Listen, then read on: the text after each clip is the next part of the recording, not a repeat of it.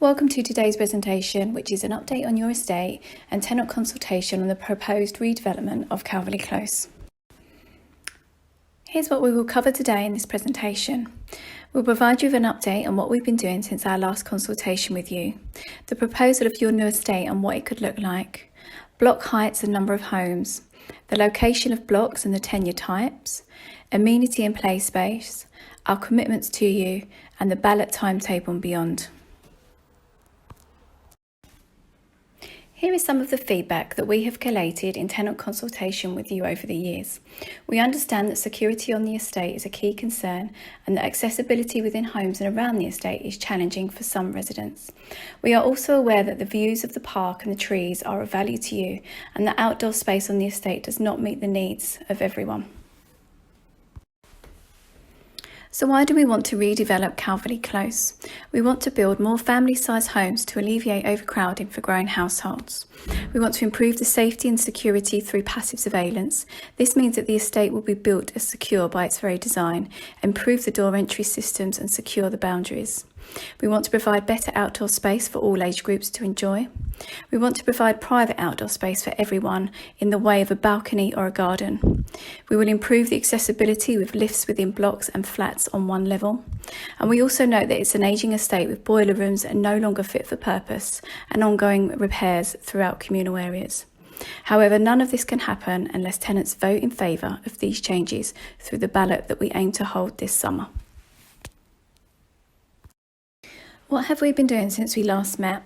We last consulted with you last year regarding the option appraisal process that Level Bernstein carried out for your estate. Since then, we have reappointed HTA to take forward their design proposal. We've also been conducting a survey across the site to understand the best way to engage with you under the COVID restrictions that are in place.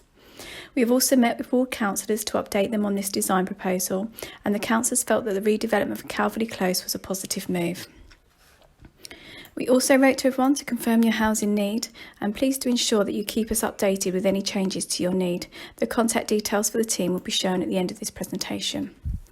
We've also secured funding from the Greater London Authority that will go towards the cost of the redevelopment of your estate. I know that many of you have questioned why we are pushing ahead before we can meet face to face to consult, and the reason for this is the timetable set out by the Greater London Authority.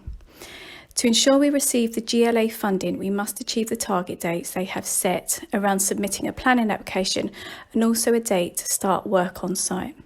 If we miss the target dates, the funding could be withdrawn, and without this funding, the redevelopment cannot go ahead.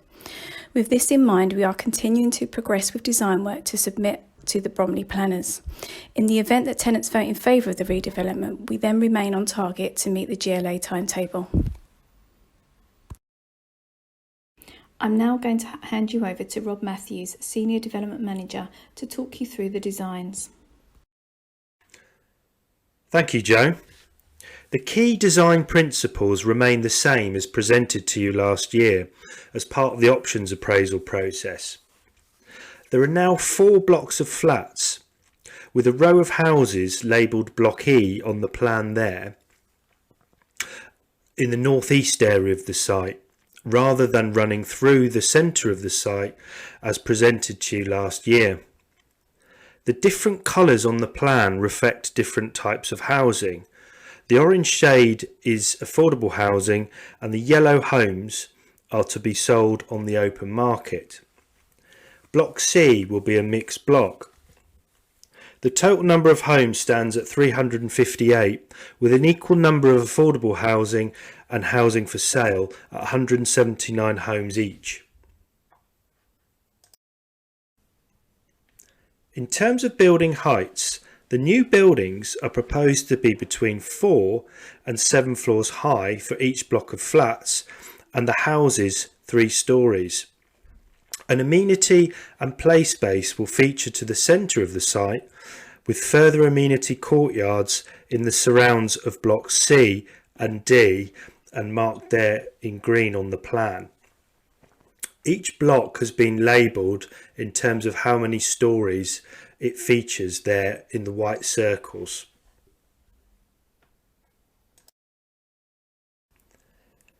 This slide presents to you the play space and open space proposed. As you can see to the top of the plan there, the blue arrows show you that there's dual vehicular access and pedestrian access proposed from Southend Road into the site, with green space between this main road and the front elevations of blocks A, B, C and D. Further green spaces are to be created at the back of the site along the boundary to Beckenham Place Park. The condition of existing trees will be assessed and incorporated into the new scheme wherever possible. Some ground floor flats will have private amenity space directly outside, and the flats above ground level will have private balconies. The houses will have private rear gardens. Additionally, we are planning for podium parking in blocks C and D, which will have high quality amenity space above. The whole estate is to be connected by safe and well overlooked areas and streets, where homes and front gardens are directly accessed from them. A central square for community activity is proposed between blocks B and C, which will be well overlooked and provide a safe place and space for residents to enjoy. We will consult further with you on the makeup of the central square, on items such as the play space, seating and landscaping, and also about a potential link to Beckenham Place Park. I'm now going to discuss the proposed build sequencing. The first building to be demolished to commence construction work would be Warner House. 72 new homes would be built on this piece of land. Block A, 65 flats for social rent, and 7 new houses also for social rent. Once finished and residents have moved in, Clifford House would be demolished, and the second phase of construction work commences to build Block B and the remaining houses. This is a total of 78 new flats and 7 houses for social rent.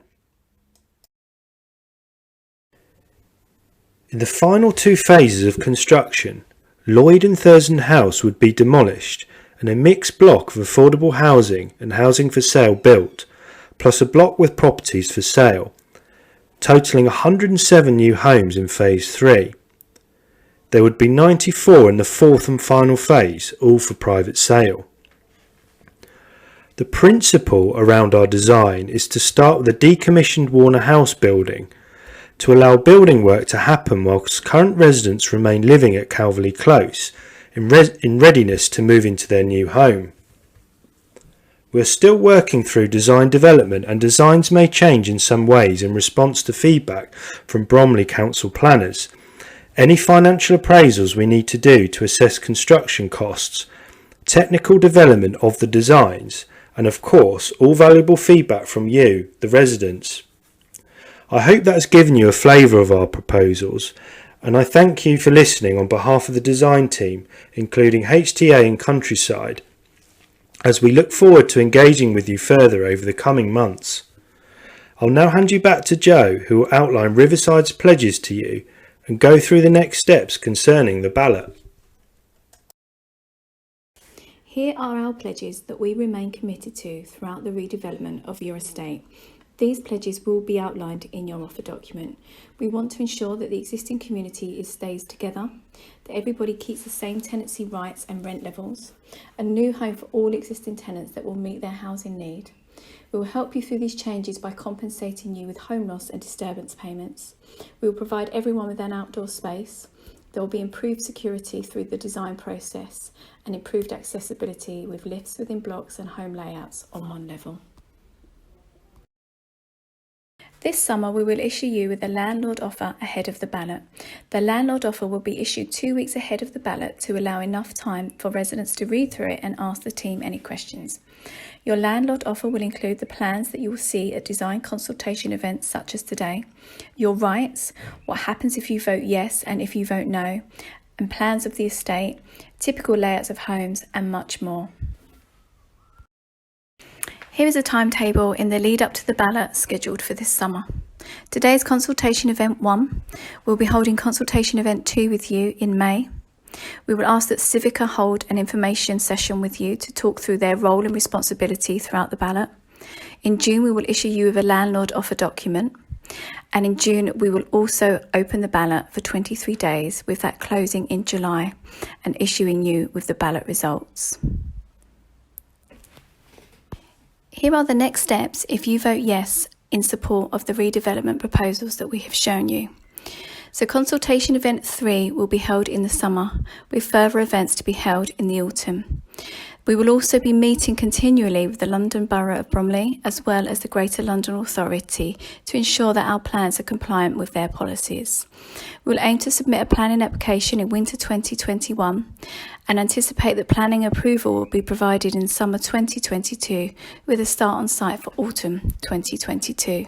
We will, however, keep you updated throughout if there are any changes to this timetable. The most important thing to remember is that throughout the ballot that everybody gets out to vote. It is important for us to understand if tenants are in support of our redevelopment proposals or not.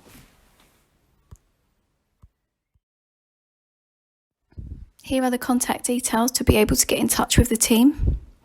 You also have your independent tenant advisor source partnership, and they will be working with you to develop the tenants charter further throughout the ballot period. They will also be issuing you with a feedback form following this event so that we can understand your thoughts and feelings on what you've seen today. Thank you for listening.